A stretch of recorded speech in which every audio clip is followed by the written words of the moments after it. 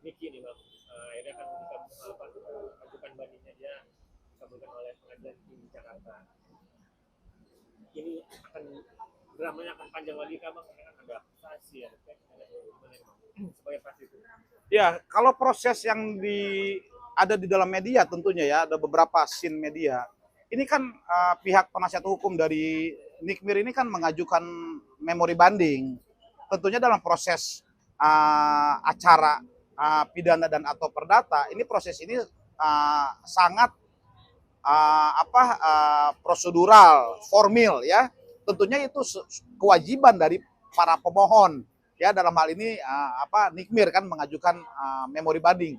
Tentunya sudah diterima ya oleh pihak PTSP Pengadilan Tinggi Bandung, Pengadilan Tinggi Jakarta, sorry. Itu kan diajukan di PTSP Pengadilan Negeri Jakarta Selatan ya. Karena dia mengajukan memori banding, maka pendaftaran pun itu dilakukan di tingkat pertama ya, di pengadilan, di mana lokusnya memang proses peradilannya dilakukan, tentunya kan di di PN Jakarta Selatan. Maka penasihat hukumnya sudah mengirimkan memori banding ya, itu ke PTSP PN Jakarta Selatan. Setelah itu tentunya kan diperiksa ya, apakah ada kekurangan, apakah ada yang keliru. Dalam waktu 14 hari itu dilakukan segera oleh pihak penasihat hukum. Dan senyatanya proses itu semua sudah dilakukan. Ya, apa buktinya? Memori banding tadi bersama nanti ada memori kontrabanding dari pihak jaksa penuntut umum ya. Itu proses itu diterima 14 hari, lalu diberikan kesempatan juga waktu yang sama kepada pihak jaksa penuntut umum dalam memori kontrabanding. Dan itu semua kalau dalam prosesnya penasihat hukum sudah diterima, maka memori bandingnya cukup ya di PTSP PN Jaksel. Tandanya kalau sudah cukup lalu diberikan waktu juga hal yang sama, waktu yang sama persis kepada pihak JPU untuk mengirimkan memori kontrabanding. Setelah dikirimkan, ada prosedural yang berlaku. Bedanya, proses pengadilan saat upaya banding dan kasasi tidak ada pembuktian kembali. Ya, tidak ada pembuktian kembali seperti proses yang ada di pengadilan negeri atau pengadilan tingkat pertama. Maka prosesnya hanya langsung menyidangkan upaya banding ini dan atau upaya kasasi di masing-masing tingkatan pengadilan. Ya, akhirnya mereka nanti bermusyawarah dalam perkara tersebut. Mereka memberikan rapat majelis tentunya, yang akhirnya apakah banding dari pemohon ini, dalam hal ini penasihat hukum Nikmir ini, diterima dan atau ditolak, gitu loh. Tentunya itu akan proses yang kita tunggulah seperti itu. Hakim PN tinggi dan hakim PN jaksa kan berbeda. Dia pasti kan Betul. meneliti dan menelaah lagi. Betul. Karena kan hakim dari PN Selatan bilang tidak ada unsur TPPU-nya. Betul. Cuman ada unsur pencemaran nama baik UIT kena dikit. Tapi kalau nanti di hakim PN tinggi meneliti dan mentah lagi, ternyata ada TPPU-nya, itu akan menjadi berat buat diri kan. Ya, jadi gini, saya memang dari awal pernah dalam media juga sampaikan pendapat secara pribadi saya dalam perkaranya Nikmir. Ini memang dipaksakan memasukkan pasal TPPU-nya. Kan primernya itu kan pasal pemerasan. Ya. Tetapi ternyata majelis hakim mempertimbangkan atas fakta-fakta di dalam persidangan dalam tahap pembuktian dan saksi-saksi, itu hak majelis hakim menguatkan pembuktian tersebut bahwasannya tidak adanya TPPU. Tapi ini menjadi analisis hukum bagi kita semua. Karena predikat crime dalam pasal TPPU, bila mana primernya diterima, maka biasanya TPPU-nya diterima. Ya, tandanya kan ini ada perbedaan pendapat hukum di dalam majelis hakim. Dan ini pengayaan hukum bagi praktisi hukum, bagi advokat, bagi mahasiswa hukum, gitu loh, untuk bisa dikaji lebih bagus, gitu loh. Makanya saya dari awal menyampaikan ini predikat crime karena dimasukkan dalam pasal umum. Kalau pasal umumnya terbukti, Mas, secara hukum maka ketentuan TPPU-nya diterima. Maka masuk TPPU-nya. Tetapi senyatanya kemarin itu Majelis Hakim memutuskan dalam pertimbangannya, lalu amarnya itu pasal pemerasannya terbukti, ya, tetapi TPPU-nya tidak disambungkan. Dan ini menjadi pengayaan hukum bagi tentunya bagi kita semua ya, karena kan kita tidak menerima putusan majelis hakim ya, kita orang luar di luar penasihat hukum dan juga terpidana atau terdakwa saat itu. Walaupun dari pihak dari RG sendiri dia mentransfer uang itu ke developer KPR rumah, bukan langsung ke rekening. Dan sehari setelahnya kan Ismail menerima uang cash, itu juga nggak langsung ke Niki. Berarti itu nggak termasuk TPPU kan, atau gimana, Pak? Iya, makanya ini kan kembali tentunya proses analisis perkara hukum itu, Mas. Kita yang di luar dengan yang di dalam sebagai penasihat hukum, atau saya sebagai penasihat hukum dalam perkara itu misalkan, tentunya kan analisisnya mendalam. Tentunya kami memiliki semua bukti-bukti langsung kami terima. Sedangkan itu bisa mereka siapkan seperti apa bantahan sanggahannya tadi ya dalam menguji secara material dalam pidana seperti itu.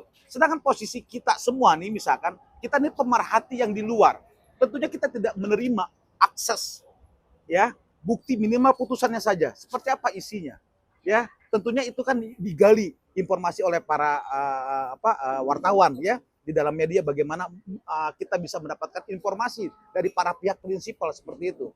Tentunya ya kronologi peristiwa tersebut, apakah ini menjadi peristiwa yang memang disangkakan dalam pasal tersebut ya, semua yang diterima informasi misalkan ya, yang saya terima informasi yang akhirnya dimintakan pendapatnya terkait perkaranya Nikmir ini, saya dari awal menyampaikan ini pemerasannya masih bagi saya unsur ini tidak kuat untuk bisa disangkakan.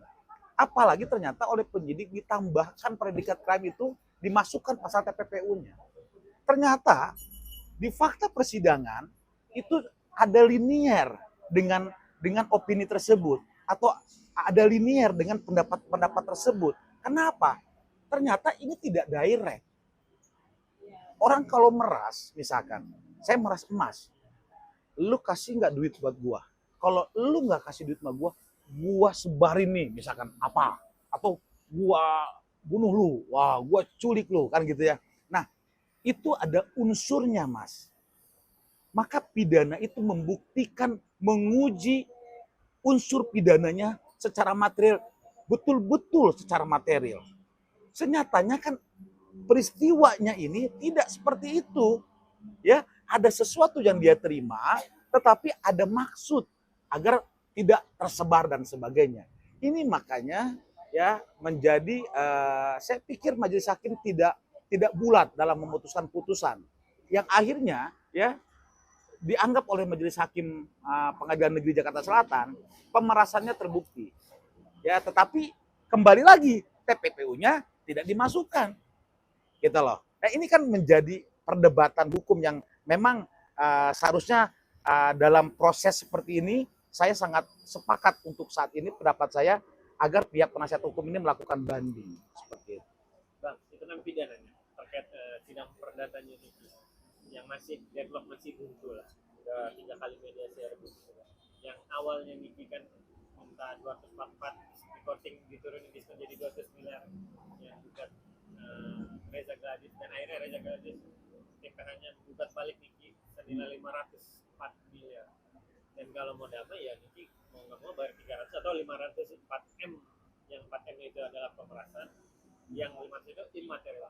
Apa gimana sebagai praktisi hukum selama beracara saling gugat? Ya, tandanya kan itu sudah memang prosedural hukum ya.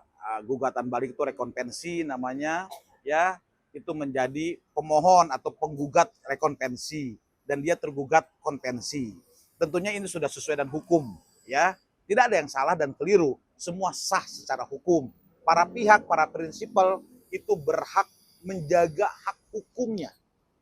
ya tentunya mereka melakukan itu.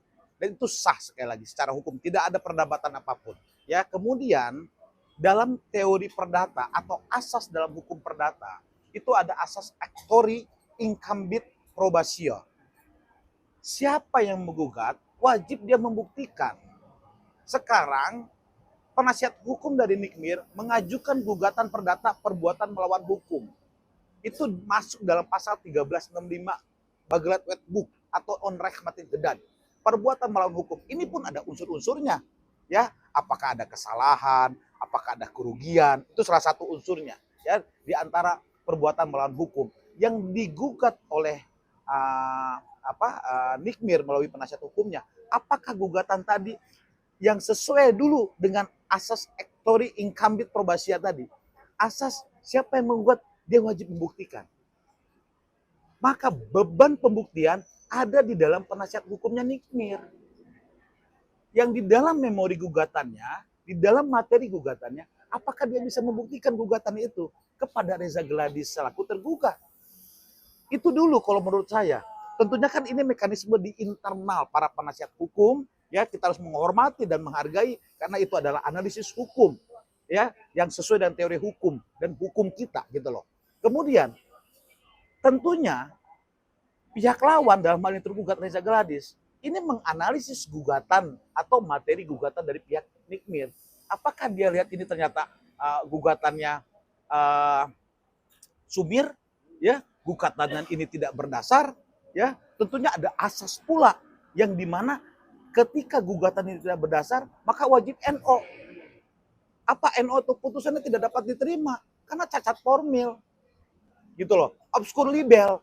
Gugatannya kabur, nggak jelas, nggak terukur.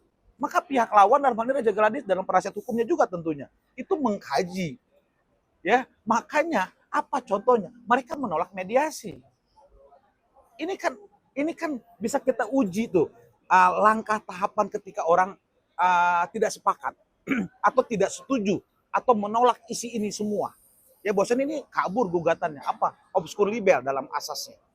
Itu yang kedua. Kemudian dia menolak mediasi. Senyatanya ketika dia menolak mediasi, tandanya apa? Dilanjutkan pokok perkara gugatan. Ya kan? Langkahnya terbukti terlihat lagi tahap kedua. Apa? Dia ajukan gugatan rekonvensi. Dia gugat balik itu penggugat Nikmir atau tergugat konvensi.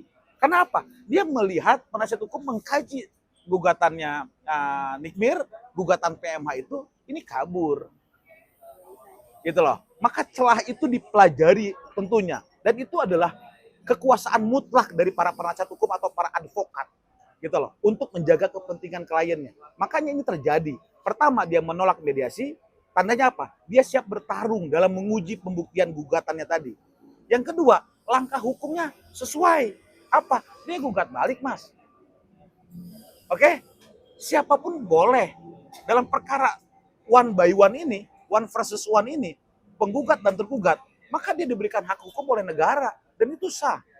Sekarang, Reza Gladys melalui penasihat hukumnya, dia menggugat balik kan? Tandanya apa? Kalau dia menggugat balik, dia kena asas tadi yang saya sampaikan pertama. Actori incambit probatio. Siapa yang menggugat, dia wajib membuktikan. Dia wajib juga dikenakan beban pembuktian. Tetapi dia minta petitum. Dia menuntut secara perdata di dalam putusannya, di dalam petitumnya. Apa misalkan? Menolak seluruh gugatannya Nikita Mirzani. Kemudian kerugian misalkan atas ABCDEFG, materi dan imaterial. Dan ingat, dalam gugatan perdata wajib terukur. Materi dan imaterial wajib terukur dan wajib dibuktikan. Makanya tadi kembali lagi, asas actori incambit probatio. Siapa yang menggugat wajib membuktikan. Maka beban pembuktian ada di masing-masing pihak.